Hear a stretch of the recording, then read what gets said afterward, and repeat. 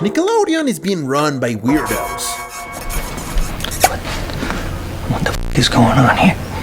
I mean, they really put a close-up of some random girl's feet in the new Plankton movie. Kinda sus. But whatever, let's forget about the weird stuff and talk about the actual movie. Is it actually good, or do we just think it's decent because we're used to getting whatever they throw at us? To understand Plankton the movie, we first need to remember where we are in the story. A long time ago, okay, just a few years ago, SpongeBob SquarePants went from being the crown jewel of animation to becoming the employee of the month of overexploited franchises. Ever since Stephen Hillenburg, the show's creator, left us, Nickelodeon decided the best way to honor him was to milk SpongeBob harder than Mr. Krabs milks his customers. $101 for a Krabby Patty? With cheese, Mr. Squidward! The result? New spin-offs, movies popping up everywhere, and mass production that would make Henry Ford himself shed a tear. And that's where Plankton the movie comes in. The third Netflix exclusive film after the radioactive disaster that was the Sandy Cheeks movie. Now let me pause for an important disclaimer. I'm not some nostalgia-fueled fan, nor am I a 40-year-old dude crying because SpongeBob isn't like it used to be. But that Sandy movie? Bro, it was so bad it almost gave me diarrhea and fever. And I'm not saying it literally made me sick, but I'm also not saying it didn't, you know? So when they announced the Plankton movie, my expectations were buried 6 feet underground, digging a hole to see if they could go even lower. But then people who saw the leaks started saying it was decent or even good, and that got me thinking, is it really? Or does it just look good next to the streaming garbage pile that was the Sandy movie? So what's Plankton the movie actually about? Plankton has a problem. Well, another problem besides failing to steal the Krabby Patty formula. Turns out his robot wife, Karen, has had enough of being treated like a glorified voice assistant, and she decides she's done. This time she's the one plotting world domination. In his desperation, Plankton ends up asking SpongeBob for help to stop Karen from turning the ocean into a digital apocalypse. And yeah, in theory Plankton is the protagonist, but surprise! SpongeBob still plays a huge role in the story, not as much as in the Sandy movie. But still, sometimes he feels like the SpongeBob we all know and love, and other times it feels like he was written by someone who only knows the imagination meme and thinks that's all there is to him. But hey, at least this time Plankton actually gets character development. Believe it or not, we get glimpses of his past and understand why he acts the way he does. Not saying he's justified, but at least he's not just some crazy guy screaming for attention. So the story seems like it actually had effort put into it. But what about the animation? If there was one thing I was dreading about this movie, it was the animation. Because let's be real, Netflix has treated SpongeBob movies like they were animated on a laptop running at 2% battery. But here's a surprise! Even though it still uses that cheap-looking CGI, it also includes 2D animation in some experimental sequences. Maybe it's not perfect, but at least it feels like they actually cared this time and didn't just throw together another cash grabber. And because of that, some scenes actually feel fresh. It makes me think that for once, the people behind the movie actually knew something about the franchise.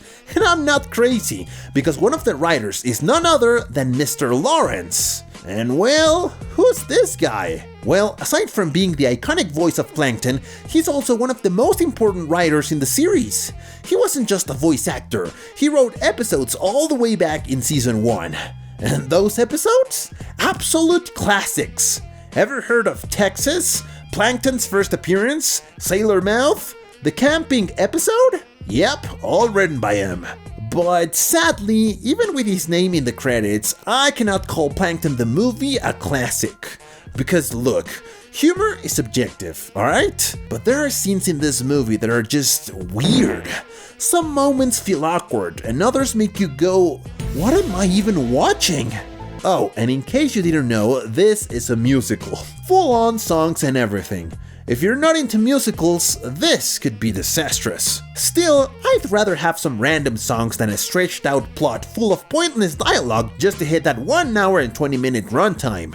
And one thing is crystal clear. Nickelodeon cannot let go of SpongeBob. Even when they're making movies about other characters, they have to shove SpongeBob in there because they're terrified no one will watch otherwise. With Sandy's movie, I kinda get it. She's one of the main characters, but hasn't been overused as much. But with Plankton? SpongeBob's personality is all over the place. He acts however the plot needs him to act. If he needs to be happy, he's happy, even if the situation is tragic. If he needs to be sad, he's sad, even if there are a million reasons for him to be cheerful. It's like they're controlling him with an emotion switch. But something I absolutely loved, something I hadn't seen in years, was an angry SpongeBob. Yeah!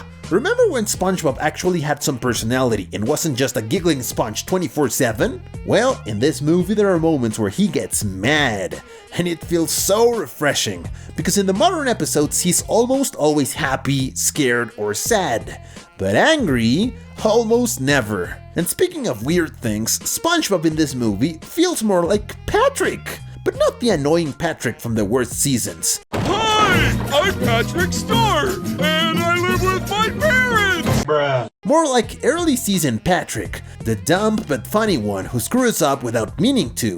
Is this the Krusty Krab? No! This is Patrick! And like, why would they do that? They already have Patrick for that. It would have been way more interesting if Patrick took on SpongeBob's usual role, while SpongeBob guided Plankton through his journey of self-discovery. Because believe it or not, there are moments where SpongeBob goes full Sigmund Freud, helping Plankton regress into his past. And honestly, that's actually a good thing, because I swear I would have ripped my eyes out if they made him laugh at everything like in Sandy's movie. There it was so forced it felt like his voice actor was tired of pretending to be happy. And yeah, here he still laughs a lot, but at least not in a way that makes you want to mute the movie. And Karen has friends now? Another interesting detail is that they decided to introduce Karen's girl gang. Yep, Karen has a friend group now, which includes Sandy, Mrs. Puff, and Pearl. It's cool that they brought them in from the series, but honestly, other references got me way more excited. Like when Plankton says the legendary line, I went to college! Or when we see his failed attempts to steal the Krabby Patty formula, including a direct reference to the first SpongeBob movie. And this is where things get interesting, because this makes it seem like Plankton the movie takes place before the original SpongeBob movie. Yeah, before Plankton reached his prime and took over Bikini Bottom with the bucket helmets. I say this because when SpongeBob sees one of these helmets, he doesn't recognize it. He even asks Plankton, what is it? And writing Plankton is not easy. Why? Because there are two versions of him. The first, the show version. Sometimes evil, but also has his soft moments. And second, the movie version. A ruthless villain who literally didn't care if SpongeBob and Patrick died. That's a huge difference. The only person who truly knows how to write Plankton well is his voice actor, Mr. Lawrence. But hey, at least they try to give him more depth here by exploring his relationship with Karen. If the plot had just been another steal the Krabby Patty formula attempt, I honestly wouldn't have even bothered watching. But at least we got some backstory on his past and his relationship with Karen. Although, of course, there are moments where you can feel Nickelodeon's influence on the script, and we all know that's not always a good thing.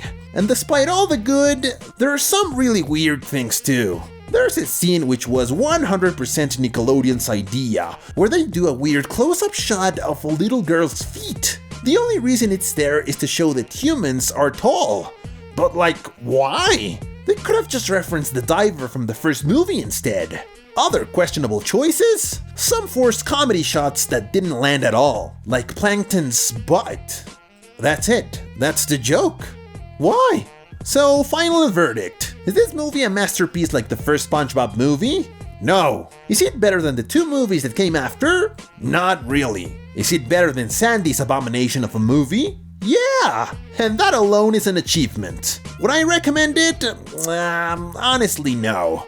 But hey, if you're curious, it's on Netflix, so I guess you can watch it and decide for yourself. Let me know your thoughts in the comments and what other video you'd like to see next.